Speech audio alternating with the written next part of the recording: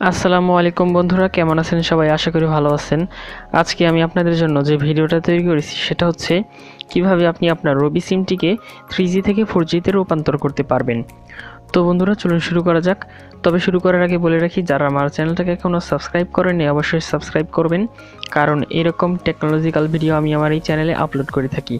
যেভাবে আপনি আমার এই চ্যানেলটাকে সাবস্ক্রাইব করবেন তা হচ্ছে সাবস্ক্রাইব বাটনে ক্লিক করে আমার চ্যানেলটাকে সাবস্ক্রাইব করবেন এবং বেল আইকনটিতে ক্লিক করবেন আমার সবগুলো ভিডিও দেখার নোটিফিকেশন পাওয়ার জন্য। তো বন্ধুরা চলুন শুরু করা যাক। আপনার রবি সিমটিকে 3G থেকে 4G তে রূপান্তর করার আগে আপনার মোবাইলটি 4G সাপোর্টেড কিনা সেটি আগে নিশ্চিত করতে হবে। যদি আপনার মোবাইলটি 4G সাপোর্টেড হয় তাহলে আপনি আপনার সিমটিকেও 4G তে রূপান্তর করতে পারেন। আর যদি আপনার ফোনটি 4G সাপোর্টেড না হয় তাহলে আপনি আপনার সিমটিকে 4G সাপোর্টেড করতে পারবেন না। ধরা যাক আপনার ফোনটি 4G, তাহলে আপনি কিভাবে আপনার সিমটিকে 4G তে রূপান্তর করতে পারেন?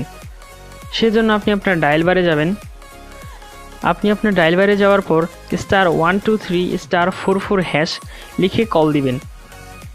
তারপর এরকম একটা বার চলে আসবে, সেখানে লেখা থাকবে congratulation SIM yes, SIM is 4.5G ready, handset yes, handset is 4.5G ready. অর্থাৎ আপনি আপনার ফোনটিকে আপনি 4G তে রূপান্তর করতে পেরেছেন।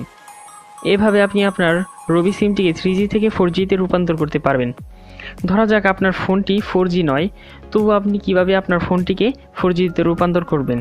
সেজন্য আপনার মোবাইল স্ক্রিনে প্রথমে যে ভিডিওটি এসেছে সেই ভিডিওতে ক্লিক করে আপনি করে নিতে পারবেন, এবং আপনার ফোনটি 4G সাপোর্টেড কিনা সেটা চেক করার জন্য আপনি আপনার মোবাইল স্ক্রিনে যে দ্বিতীয় ভিডিওটি এসেছে সেই ভিডিওতে ক্লিক করে আপনি জেনে নিতে পারবেন।